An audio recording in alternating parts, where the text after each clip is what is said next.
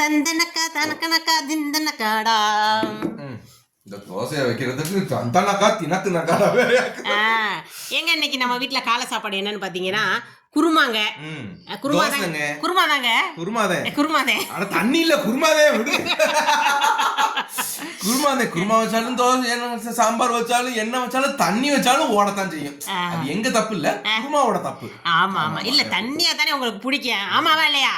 ஆமா எனக்கு பிடிக்குந்தே நான் இல்லன்னு எங்க சொன்னேன். சரிங்க, நமக்கு இன்னைக்கு காலையிலக்கு தோசை குருமா, மத்தியானத்துக்கு மட்டுமாங்க தோசை, மத்தியானத்துக்கு இதே குருமா சாதம் இருக்கும். ஆனா இன்னைக்கு மட்டுமா தோசை? 3 நாளா தோசை. எங்க ஆட்டின மாவு தீர்ற வரைக்கும் ஊத்த வேண்டாமாங்க? நான் சொல்ல வந்தேன். இட்லி ஊத்த மாட்டேங்க, போதும். இட்லிக்கு இவருக்கு இட்லியை ஏங்க வைக்கணும். என்கிட்ட ஒரு விஷயத்துக்காவது இவர் ஏங்கட்டும்.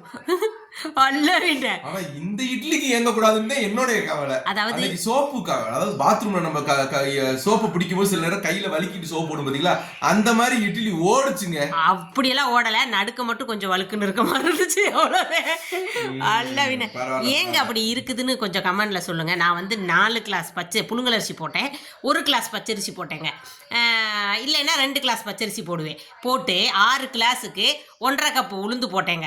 இதை போட்டு தனித்தனியாக தான் நல்லா தான் ஆட்டுறேன். ஆனால் இட்லி மாவை கொஞ்சம் நெய்ஸா அரைச்சிட்டேன், அதனால அப்படி வழுக்குன்னு வருதா? எதனால வந்துச்சுன்னு நீங்களே சொல்லுங்க. ஓகேவா? பாய். இன்னைக்கு பாருங்க தோசை குருமா, வாங்க சாப்பிடலாம்.